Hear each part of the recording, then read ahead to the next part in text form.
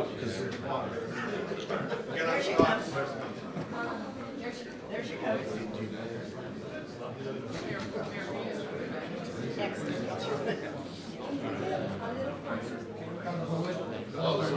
We're waiting for her. There we go. Mayor Rawlings Blake. All right. Okay. Mayor Walsh, we need to have Boston in the house. Okay. Good afternoon, everybody. I'm Mayor Philip Levine from the great city of Miami Beach, and we are very honored to be welcoming the Leadership Council of the U.S. Conference of Mayors to the Lowe's Hotel. We're very excited to have everybody. I know the dialogue, I was there this morning, has been terrific because, as everybody knows, mayors get things done. And we're in a presidential year, and we want, of course, to have our voices heard to the various candidates. We all have so many great things and great challenges. In Miami Beach, we're building a new convention center. At the same time, we're fighting back for sea level rise, where we're looking to have our state help us as much as possible.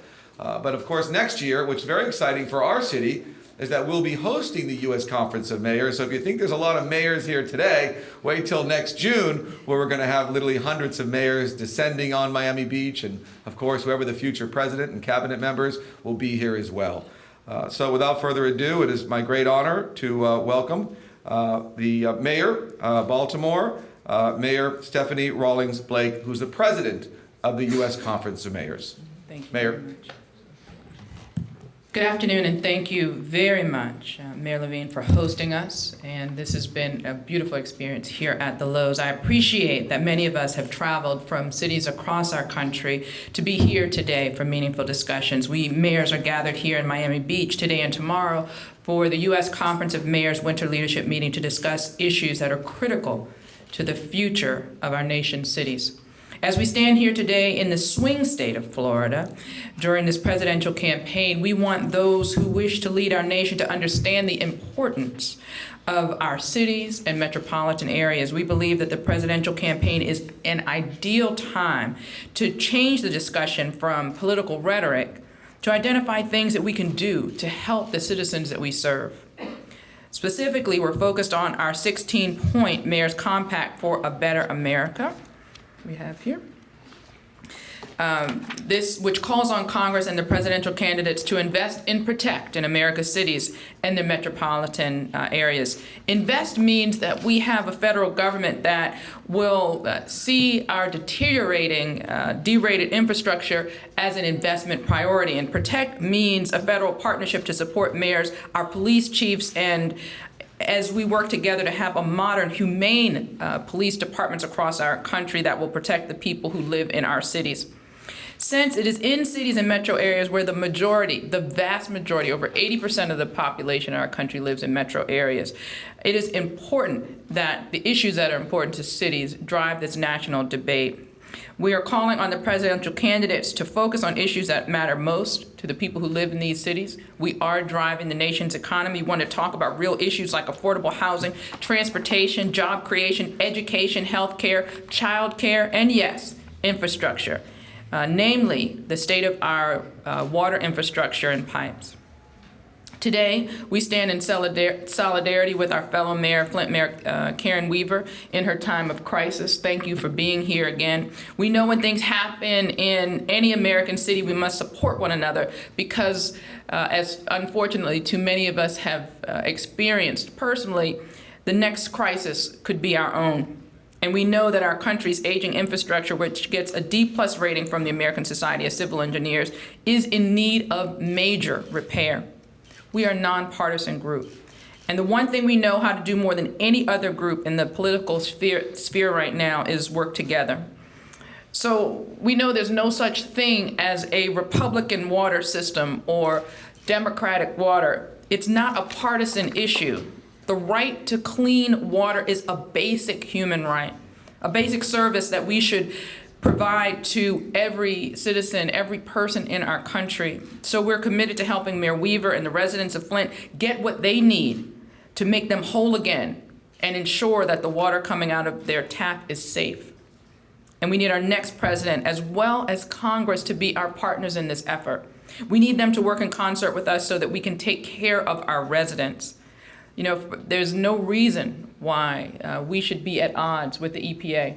There's no reason why we should not see this partnership for stewards to be stewards of our environment, and in that spirit, look for ways to leverage the funds that are available in creative ways so we can tackle this issue of aging infrastructure together.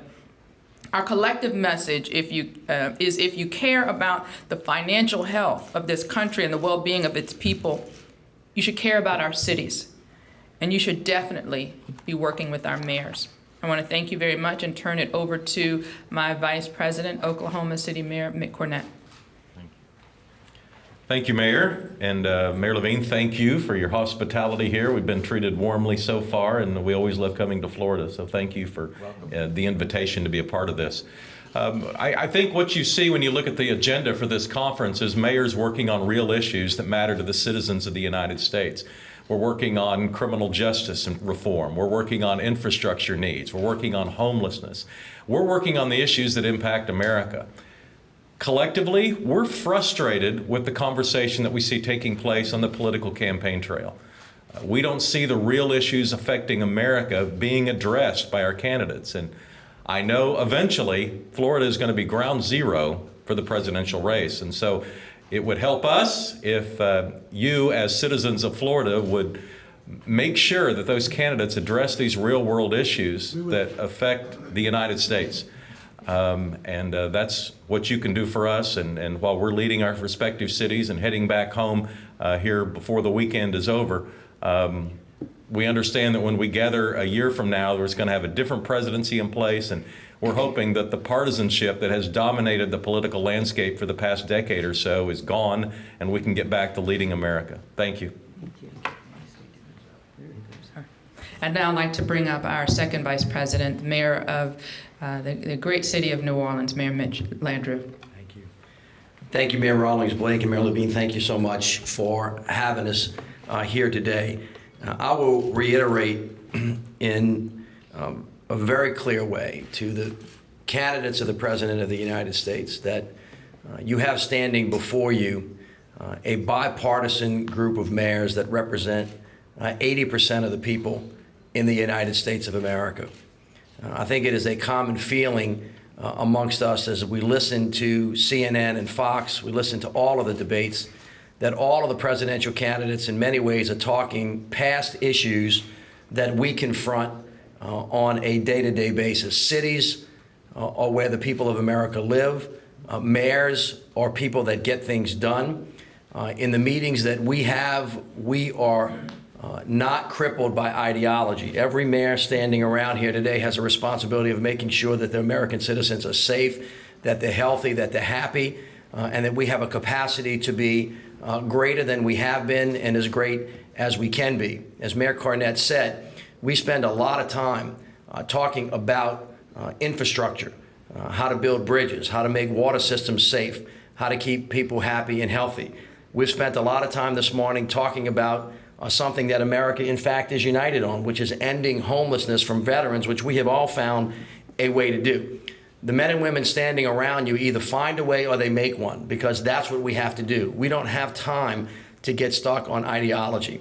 And the mayors of America are calling on all of the presidential candidates and all of the people of America to focus in on the issues that really matter to American citizens. And we look forward to having the issues that we confront every day discussed by the presidential candidates, and then come back to the people of America and ask them to tell us how they are going to be constructive partners, federal, state, and local government working in partnership to get the problems of America solved, not just yelling across the aisles at each other and blaming other people for not being able to solve the problem. We do not have the luxury of not solving the problems of the people of America. And the men and women that are standing around you today have the responsibility to make that happen. The occurrences in Flint raise the issue of not things that are just happening in that part of the United States of America, but it is the canary in the coal mine. There are major infrastructure problems in this country that have been ignored for too many years. You either pay now or you pay later. Unfortunately, the later costs a lot more in treasure and in some instances, the lives of American citizens. So we stand in solidarity with Mayor Weaver of Flint. And she has been here today speaking to us about ways that we can be helpful to her and ways that we can continue to stand in solidarity with the people of Flint, Michigan. So please help me welcome Mayor Weaver to speak as well. Thank you so much.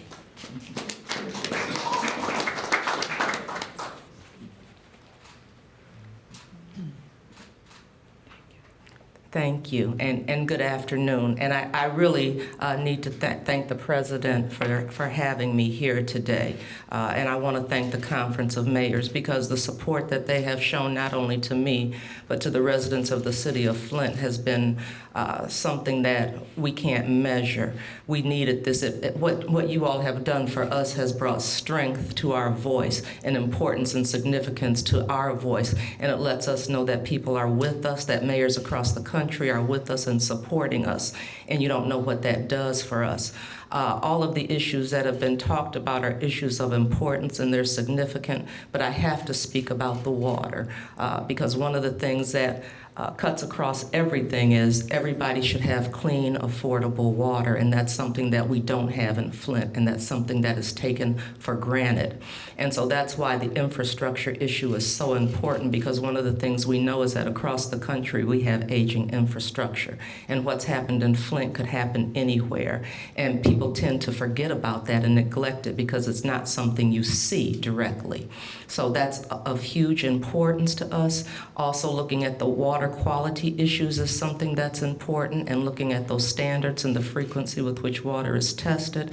And I'm so glad that the Conference of Mayors has that as one of the top priorities, because what happened in Flint should never happen to another community. I'm sorry that we are the example that people have to learn from, but if you don't learn from us, then you have failed. And so that's what the Conference of Mayors is here to help make happen, that nobody else has to go through what we're going through, and that we can be an example for other communities to follow, because there will be a part 2 to the story of Flint.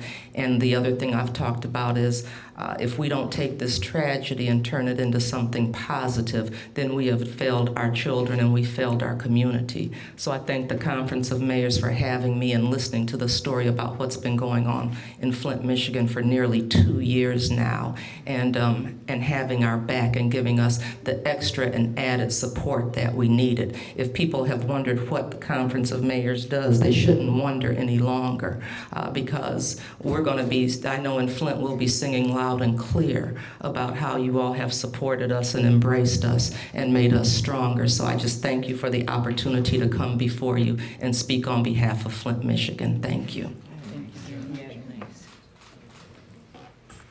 Thank you very much, Mayor Weaver. And as you said, it is a real tragedy, and we have lessons to learn across the country.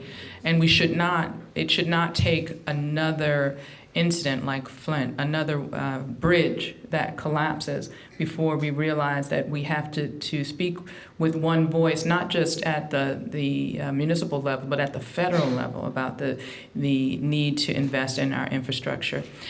So with that, before I open it up to questions, I'm going to start over here and just ask each mayor to introduce themselves. And before I do that, I want to thank our CEO and Executive Director, Tom Cochran, and the entire team of the U.S. Conference of Mayors that has worked hard to put together this meeting. Let's start with introductions. Name and city. Mayor Joe Gannon, Bridgeport. Karen Freeman Wilson, Gary, Indiana. Mayor Jorge Alorza, Providence, Rhode Island. Steve Adler, Austin, Texas. Mark Stodlow, Mayor of Little Rock. John Giles, Mesa, Arizona. Kasim Reed, the Mayor of Atlanta. John Mitchell, Mayor of New Bedford. Christopher Cabaldo, Mayor of West Sacramento, California. Brian Barnett, Rochester Hills, Michigan. Bob Buckhorn, Tampa, Florida. Shane Bemis, Gresham, Oregon. Mitch Landrieu, New Orleans. Mick Cornett, Oklahoma City. I'm sorry, go ahead. Elizabeth Couts, Burnsville, Minnesota. Frank Ordis, Mayor of Great City of Pembroke Pines, Florida, just up the road. Sly James, Mayor of Kansas City, Missouri. Greg Fisher, Louisville. Michael Hancock, Denver. Paul Soglin, Madison, Wisconsin. Marty Walsh, Boston, Massachusetts. Thank you all very much, and we'll open it up to questions. Anybody? Wow, that's great. You must, we must look hungry. You can go to lunch. All right, thank you all very much.